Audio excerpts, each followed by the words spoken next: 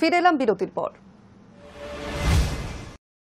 ভারতীয় যুবককে বাংলাদেশি তকমা দিয়ে বাংলাদেশে পাঠিয়ে দেওয়ার অভিযোগ অবশেষে 20 দিন পর সমস্ত নথির ভিত্তিতে বসিরহাট থানার হাতে তুলে দিল বিএসএফ। ভারতীয় যুবককে বাংলাদেশি তকমা দিয়ে রাজস্থান থেকে আটক করে বাংলাদেশে পাঠিয়ে দেয় পুলিশ। রাজস্থানে 2 মাস ডিটেনশন ক্যাম্পে শারীরিক ও মানসিক নির্যাতনের শিকার মালদার পরিযায়ী শ্রমিক। উপযুক্ত নথিপত্র দেখানোর পরও রেহাই পায়নি এই যুবক। দীর্ঘ 20 দিন পর বাড়ি ফিরতে পারলেন তিনি। মালদার পরিযায়ী শ্রমিক আমির শেখ। মালদার কালিয়াচক থানার জামালপুরের পরিযায়ী শ্রমিক আমির শেখকে রাজস্থান থেকে আটক করে বাংলাদেশে পাঠিয়ে দিয়েছিল পুলিশ। দীর্ঘ টাল বাহানার পর অবশেষে আমির শেখকে বাংলাদেশ থেকে ফিরিয়ে এনে বসিরহাট থানায় পুলিশের হাতে তুলে দিল বিএসএফ। রাজস্থান কাজে গিয়েছিলাম। রাজস্থান কাজে যাওয়ার পর আমাকে বিএসএফের হাতে তুলে দিয়েছিল। আমাকে 2 মাস জেল খাটতে হলো ওখানে রাজস্থানে। কেন জেল খাটলে? বলছে বাংলাদেশি বলে আমাকে জেলে দিয়েছিল। জেলে দেওয়ার পর আমাকে বিএসএফের হাতে দিল। বিএসএফ আমাকে কুচব্যাক করে দিয়েছে। মানে কোথায় নিয়ে গিয়েছিল তোমাকে? কারা পাঠিয়েছিল কোথায়? হ্যাঁ, তোমাকে ওই জেলের থেকে কোথায় পাঠিয়েছিল? বাংলাদেশে আমাকে এখানে বর্ডারে দিয়েছিল। জানা গিয়েছে মালদার এই যুবক কর্মসূত্রে রাজস্থানে গিয়েছিল শ্রমিকের কাজ করতে। সেই সময় সেখানকার পুলিশ তাকে বাংলাদেশি বলে সন্দেহ করে আটক করে। তারপর ওই যুবক পরিবারের সঙ্গে যোগাযোগ করলে পরিবারের কাছ থেকে ভারতীয় নাগরিকত্ব প্রমাণ পাঠিয়ে দেয় রাজস্থানের পুলিশ। তারপরেও তাকে বাংলাদেশে পাঠিয়ে দেওয়া হয়েছে। বাংলাদেশে যাওয়ার পর সেখানকার এক যুবকের মোবাইলে ভিডিও করে পোস্ট করা হয় সোশ্যাল মিডিয়ায়। তারপরই তোলপাড় পড়ে যায় বিভিন্ন মহলে। অবশেষে সেই যুবককে ফিরে পেল তার পরিবার। বসিরহাট থানার পুলিশ আমির শেখের প্রয়োজনীয় নথিপত্র খতিয়ে দেখার পর তাকে তার পরিবারের হাতে তুলে দেয়। বাংলার পরিযায়ী শ্রমিকদের যেভাবে হেনস্থার মুখে পড়তে হচ্ছে তার বিরুদ্ধে মুখ খুলেছেন অধীর রঞ্জন চৌধুরী। তার দাবি, পরিযায়ী শ্রমিকদের জন্য রাজ্য সরকারের তরফে একটা পরিচয়পত্র তৈরি করা হোক। মনে করুন কোন পরিযায়ী শ্রমিককে জিজ্ঞাসাবাদের জন্য ডেকেছে পুলিশ, ডাকতে পারে, আমাকেও ডাকতে পারে। পুলিশের কাছে গিয়ে তাকে কি বলবে? সে আমার বাড়ি এখানটায়, আমার গ্রাম এটাতে বলবে। এবার ওখানকার পুলিশ যখন এখানকার পুলিশকে জিজ্ঞেস করছে, এরা কোনো জবাব দিচ্ছে না। ফলে ওই পরিযায়ী শ্রমিক যারা পশ্চিমবঙ্গের পরিযায়ী, তারা কিন্তু পশ্চিমবঙ্গের প্রশাসনের উদাসীনতার কারণে তারা কিন্তু সেখানটায় অত্যাচারের শিকার হচ্ছে। সেই জন্য আমার বক্তব্য একটাই, সেটা যে পরিযায়ী শ্রমিকদের জন্য রাজ্য সরকারের পক্ষ থেকে একটা পরিচয়পত্র ইস্যু করা হোক। সেই পরিচয়পত্র অনুযায়ী রাজ্যের প্রশাসন তৎপর থাকুক। Hi news Network. সম্প্রতি ভিন রাজ্যে কাজে গিয়ে হেনস্থার মুখে পড়তে হচ্ছে পরিযায়ী শ্রমিকদের। এই ঘটনা নিয়ে সরব মুখ্যমন্ত্রী মমতা বন্দ্যোপাধ্যায়। এবার ভিন রাজ্যে বাঙালি হেনস্থা ইস্যুতে দায়ের হওয়া জনস্বার্থ মামলায় কোনো নির্দেশ দিল না সুপ্রিম কোর্ট। বাংলাদেশি সন্দেহে ধরপাকড় চলবেই। ভিন রাজ্যে বাঙালি হেনস্থা ইস্যুতে দায়ের হওয়া জনস্বার্থ মামলায় কোনো নির্দেশ দিল না সুপ্রিম কোর্ট।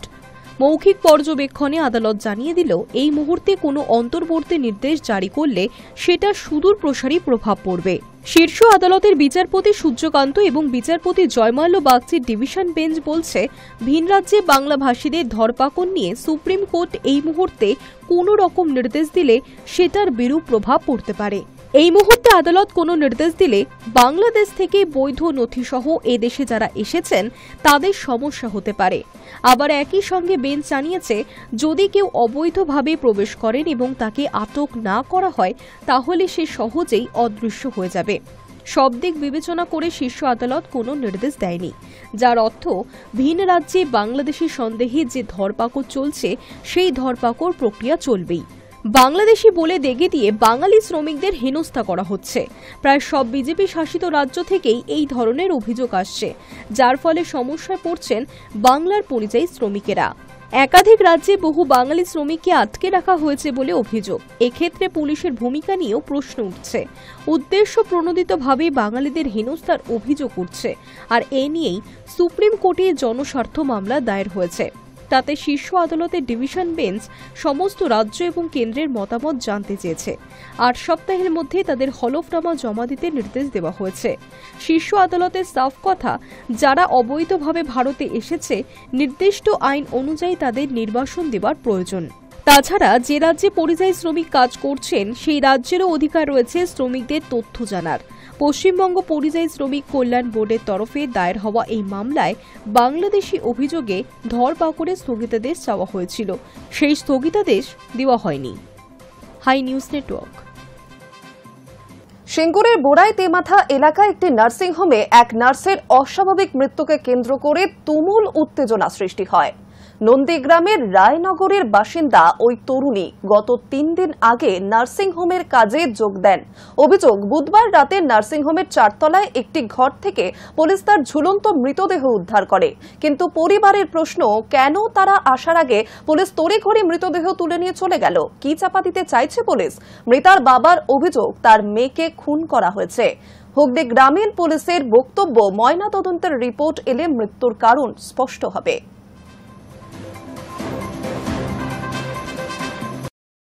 উত্তরাখণ্ডের পর এবার জম্মু কাশ্মীর। মেঘভাঙা বৃষ্টির জেরে বিরাট দুর্যোগ কাশ্মীরের 64তে। মেঘভাঙা বৃষ্টির জেরে মৃত অন্তত 10 জনের। ইতিমধ্যে ঘটনাস্থলে পৌঁছেছে উদ্ধারকারী দল। হতাহতের সংখ্যা আরও বাড়তে পারে বলেই আশঙ্কা।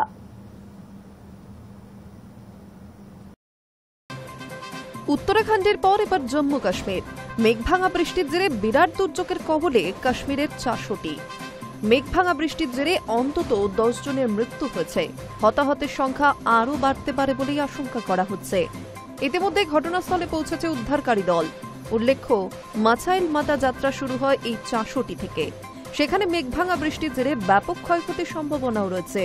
ইতিমধ্যেই বেশ কয়েকটি রাস্তা একেবারে ধ্বংস হয়ে গিয়েছে বলে সূত্রের খবর।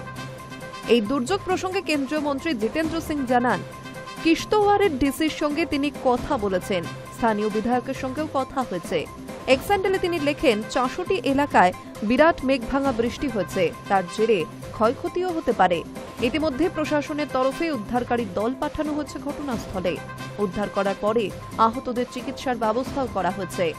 ক্ষয়ক্ষতির পরিমাণ বা প্রাকৃতিক বিপর্যয় কতজনের মৃত্যু হয়েছে সেই নিয়ে সরকারিভাবে কিছুই জানানো হয়নি। আপাতত পুরো বিষয়টি খতিয়ে দেখছে প্রশাসন। তবে অসমর্থিত সূত্রের খবর, ইতিমধ্যেই 12 জনের মৃত্যু হয়েছে। পরিস্থিতি যতটা গুরুতর, তাতে হতাহতের সংখ্যা আরও বাড়তে পারে। 64 এলাকার একাধিক সড়ক নিশ্চিহ্ন হয়ে যাওয়ার ছবি ইতিমধ্যেই প্রকাশ্যে এসেছে। মেঘভাঙা বৃষ্টি এবং তার জেরে বিপর্যয়ের কারণে বাতিল করা হয়েছে এবছরের মাছাইল মাতা যাত্রা। সূত্রের খবর, জাতীয় এবং রাজ্য বিপর্যয় মোকাবিলা বাহিনী, সেনা, পুলিশ সকলকেই উদ্ধার কাজে সামিল হতে নির্দেশ দিয়েছেন জম্মু কাশ্মীরের উপরাজ্যপাল। High news network. চলতি বছর জুনে মুক্তিপ্রাপ্ত সিতারে জমিন পার ছিল বড় পর্দার এক নতুন চমক। বিভিন্ন স্তরে প্রশংসিতও হয়েছিল ছবিটি। আর এবার স্বাধীনতা দিবসের প্রাক্কালে সেনা জওয়ানদের সাথে ছবিটি উপভোগ করলেন স্বয়ং অভিনেতা আমির খান। সেই মুহূর্তের ছবি রীতিমতো ভাইরাল সোশ্যাল মিডিয়ায়। প্রাপ্ত সিতারে জমিন পার ছিল বড় পর্দায় এক নতুন চমক। বিভিন্ন স্তরে প্রশংসিত হয়েছিল ছবিটি।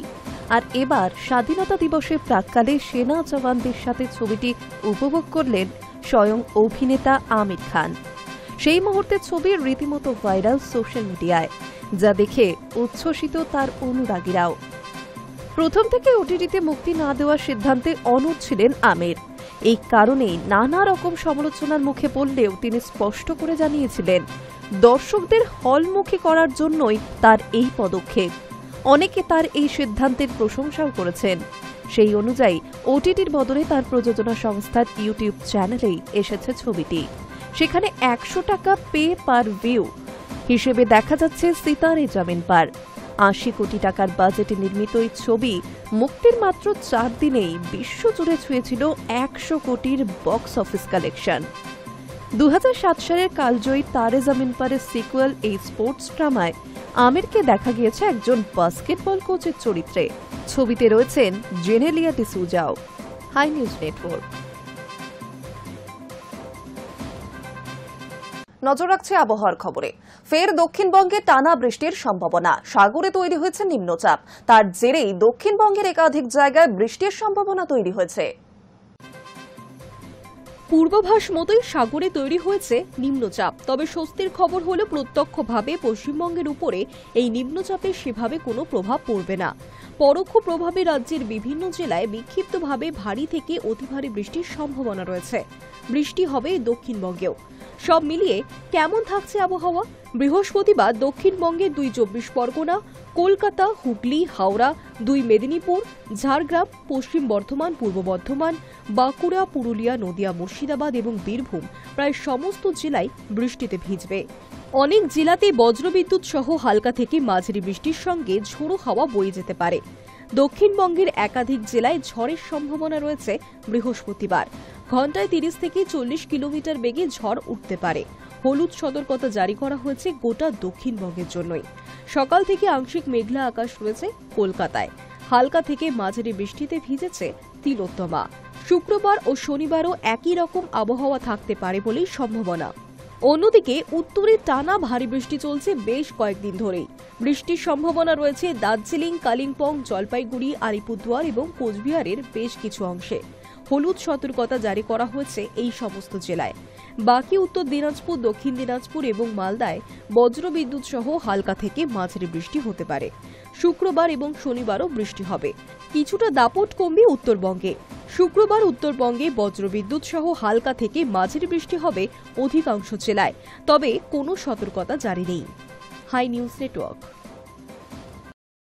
নিউজ টুডে এখন এই পর্যন্তই। পরবর্তী অন্যান্য খবরের জন্য নজর রাখুন হাই নিউজে। নির্ভীক, নিরপেক্ষ।